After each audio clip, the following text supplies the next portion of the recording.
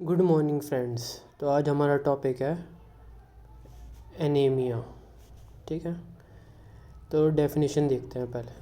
Qualitative and quantitative reduction of circulating RBC and RBC percentage of haemoglobin concentration in relation to standard age and sex. तो quality और quantity reduction अगर RBC की जब हो जाती है तो उसे हम एनीमिया कहते हैं। ये तो आपको पता भी होगा, बहुत सिंपल है। It is a condition of reduction in hemoglobin concentration of peripheral blood below the normal level in relation to age and sex. Age and sex के हिसाब से अगर जब हमारा हीमोग्लोबिन कंसंट्रेशन लो हो जाता है नॉर्मल लेवल से तो उसे एनीमिया कहा जाता है। नॉर्मल आरबीसी काउंट होता है, आपको पता है, मेल्स में 4.7 to 6.1 मिलियन माइक्रोमीटर, फीमेल्स में 4.2 to 5.4 million microlitre. High RBC count indicates dehydration, pulmonary disease, kidney and other tumour that produces erythropoietin. अगर आरबीसी का काउंट ज़्यादा है तो डिहाइड्रेशन हो जाता है, पल्मोनरी की डिसीज़ दिखती है, किडनी दिखती है। लो आरबीसी अगर दिख रहा है तो anaemia, haemolytic anaemia, aplastic anaemia, chronic bleeding, bone marrow disorder, damage, kidney failure, ये सब दिखता है हमको। ठीक है, अब WBC, the normal white blood cell count range from 4000 to 11000 microlitre.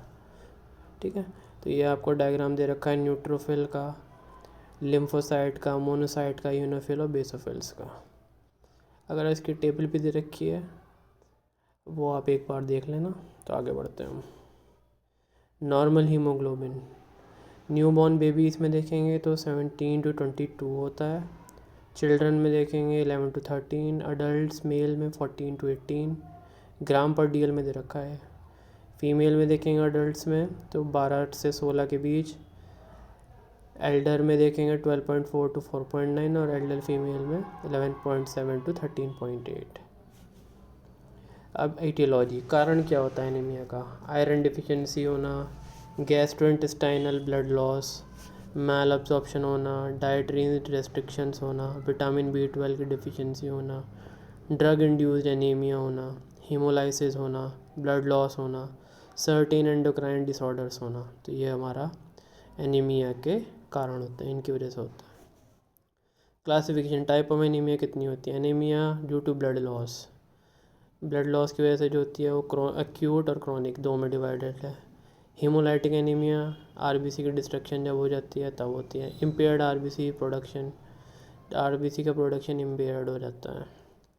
ठीक है, defective proliferation and differentiation of stem cells, aplastic anaemia and chronic anaemia. एंडोक्राइनोपैथी, ठीक है, defective proliferation maturation of differentiated erythroblast, defective DNA synthesis, defected hemoglobin synthesis, anemia due to chronic inflammation, myelopathetic anemia due to infiltration of bone marrow by various agents, anemia of uncertain etiology, example rheumatoid arthritis और burns। ठीक है, classification of anaemia on basis of RBC morphology. ठीक है, ये आप देख लो एक बार। Normocytic anemia. Normocytic anemia is a type of anemia and is a common issue that occurs for men and women typically over 85-year-old. In cases of normotic anemia, red blood cells, normal blood cells, don't have the normal count of hemoglobin. MCV 76 ये मात्रा दे रखी है। ठीक है, आगे बढ़ते हैं। Clinical features देखते हैं एनीमिया से क्या क्या सिम्टम्स हमें देखने को मिलते हैं। तो फैटीग और वीकनेस मिलती है बॉडी में, डिजीनेस मिलती है, स्किन दैट पेल हो जाती है, पीली हो जाती है स्किन, हार्ट बीट तेज़ हो जाती है, fast heart beat, shortness of breath, pale skin and dry skin. क्यों होता है? जब एक्यूट ब्लड लॉस ज़्यादा हो जाता है, लिवर डिसीज़ हो जाती है, सम हीमोलाइटिक एनीमिया हो जाता है, एंडोक्राइनोपैथी हो जाती है, लेस एब्जॉर्प्शन होता है, प्रेगनेंसी होती है, लैक्टेशन होती है और इन्फेक्शन होता है। अब मैक्रोसाइटिक एनीमिया क्या होता है? Macrocytic anaemia is a blood disorder that happens bone marrow produce abnormally large red blood cell. जब बोन मैरो एबनॉर्मल तरीके से लार्ज रेड ब्लड सेल्स को प्रोड्यूस करती है तो मैक्रोसाइटिक एनीमिया होता है। The two most common form of macrocytic anaemia are megaloblastic macrocytic anaemia and non megaloblastic macrocytic anaemia. Megalocytic macrocytic anaemia आप पढ़ लेना, इतना इम्पोर्टेंट है नहीं है वैसे, लेकिन एक बार आप देख लेना। तो आगे बढ़ते हैं, सिम्टम्स देखते हैं इसके, किसके, मैक्रोसाइटिक एनीमिया के। क्या देखने को मिलते हैं? लॉस ऑफ एपेटाइट, भूख कम लगती है, फास्ट हार्ट बीट हो जाती है, diarrhoea, fatigue, pale skin, shortness of breath, poor concentration और मेमोरी लॉस। ठीक है। माइक्रोसाइटिक एनीमिया, इसमें भी देख लो आप, happens when red blood cells are smaller. जब रेड ब्लड सेल्स छोटे हो जाते हैं, then usually when because they don't have enough haemoglobin. ठीक है। Haemoglobin is a protein in which your red blood cells होते हैं। जब रेड ब्लड सेल्स छोटे हो जाते हैं ना, माइक्रोसाइटिक। मैक्रो का मतलब बड़े हो जाते हैं, माइक्रो का मतलब छोटे हो जाते हैं, इतना याद रख लो आप। क्लिनिकल फीचर्स से सिम्टम्स दे रखे हैं, फैटीग, डिजीनेस, पेल हो जाती है, fast heart beat, shortness, dry skin that bruises easily. So उसमें और इसमें फ़र्क सिर्फ इतना है कि इसमें ड्राई स्किन हो जाती है और स्किन ईजिली उखड़ने लगती है। ये क्लासिफिकेशन दे रखा है of anaemia on based of anaemia के टाइप दे रखे हैं, मैक्रो, माइक्रो, नॉर्मोसाइटिक, नॉर्मोक्रोमिक और मैक्रोटिक। ठीक है। रेड सेल इंडिसेस देखेंगे तो MCV एंड MCH लो होता है माइक्रोसाइटिक में, नॉर्मो में MCV MCH नॉर्मल होता है, MCV MCH रेज होता है मैक्रोसाइटिक में। एग्जाम्पल देख लें माइक्रो के तो आयरन डिफिशिएंसी और थैलेसीमिया में देखने मिलता है। नॉर्मोसाइटिक में ब्लड लॉस और हीमोलाइसिस, क्रॉनिक डिसीज और मैरो इन्फिल्ट्रेशन देखने को मिलता है। मैक्रोसाइटिक में मेगालोब्लास्टिक एनीमिया देखने को मिलता है। माइक्रोसाइटिक या नॉर्मोसाइटिक और मैक्रोसाइटिक के आपको डायग्राम देख रखे होंगे, इसको अच्छे से देख लीजिए। माइक्रो में छोटा ही रहेगा, मैक्रो में बड़ा ही रहेगा और नॉर्मो में नॉर्मो, जो इन दोनों ना ज़्यादा बड़ा ना ज़्यादा छोटा। आगे बढ़ते हैं, एनीमिया वर्कअप MCV। तो आप ये एक बार देख लोगे, ये मैंने पहले भी बता चुका हूँ। माइक्रोसाइटिक में क्या क्या डिसीज़ेस होती हैं, ठीक है, देख लेना आप एक बार। टाइप्स ऑफ एनीमिया ये भी मैं बता चुका हूँ। पॉसिबल कॉजेज़ क्या क्या होते हैं। ठीक है, आगे बढ़ते हैं। कॉमन साइट्स कहाँ कहाँ होता है anaemia. Physical examination diagnosis anaemia कैसे देखेंगे हम, तो लो पाल्पेबल कंजक्टाइवा, आइज़ के नीचे जो लेयर होती है कंजक्टाइवा, उसके लो पाल्पेबल होती है। टिप और डोर्सम ऑफ टंग, जीभ देख के पता लगा लेंगे हम। ठीक है। अगर ये देखो नो पिलर, ठीक है, एनीमिया होगा तो वाइट हो जाएगी, और रेड है तो मतलब ब्लड है, अगर लाल नहीं है तो जाहिर सी बात है ब्लड कम है। फिर क्या देखेंगे, सॉफ्ट पैलेट देखेंगे हम, नेल बेड्स भी देख के बता सकते हैं, और जनरली स्किन पाम और सोल भी देख के बता सकते हैं। रेड है तो एनीमिया नहीं होगा और वाइट है तो एनीमिया होगा। ठीक है।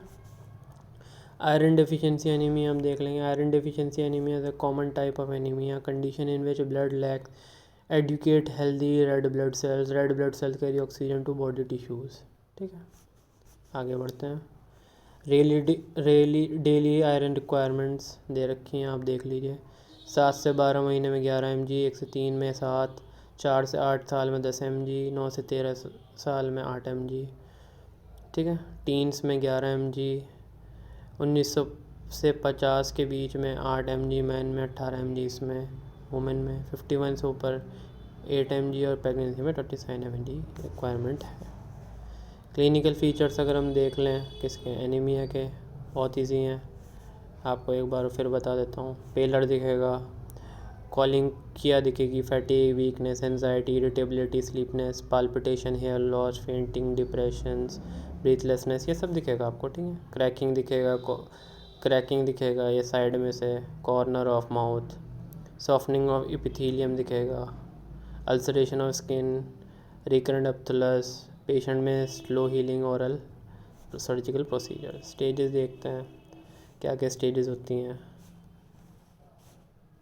This occurs in 3 stage. First stage iron stores decrease, iron कम होने लगता है, लो आयरन सप्लाई हो जाती है, ठीक है। Second stage iron stores are low, your body alter the way it process RBC, your bone marrow makes red blood cells without enough haemoglobin, ठीक है। बोन मैरो इनफ हीमोग्लोबिन के बिना RBC बनाने लगती है। Third stage haemoglobin drops below the normal age, you may develop the signs of iron deficiency anaemia. Clinical features हम देख लेंगे, fatigue, headache, iron irritability, muscle cramps, pallor, pica, shortness, soreness, tachycardia, fast heart rate, koilonychia, spoon shaped finger nails हो जाते हैं, ठीक है। Treatment देखते हैं। तो ट्रीटमेंट क्या है, बेसिकली हमको क्या बढ़ाना है, ब्लड बढ़ाना है, आयरन बढ़ाना है। ट्रीटमेंट अंडरलाइन करो, डाइट ग्रीन लीफी वेजिटेबल्स लेंगे, नट्स लेंगे, डेट्स लेंगे, मीट लेंगे, आयरन थेरेपी लेंगे। Oral therapy, ferrous iron sulphate 200 mg per day, ferrous fumarate 200 mg per day, ferrous gluconate 300 mg per day. Parenteral therapy iron dextran लेंगे, iron sorbitol citrate, iron carbohydrate, blood transfusion करा लेंगे, ठीक है। तो आज हम इतना ही पढ़ते हैं। सिड्रोब्लास्टिक एनीमिया इसके हम कल पढ़ेंगे। Thank you guys. अगर आपको कुछ समझ नहीं आया तो प्लीज़ कमेंट में बताइए, लाइक कीजिए, शेयर कीजिए and subscribe my channel. Love you all.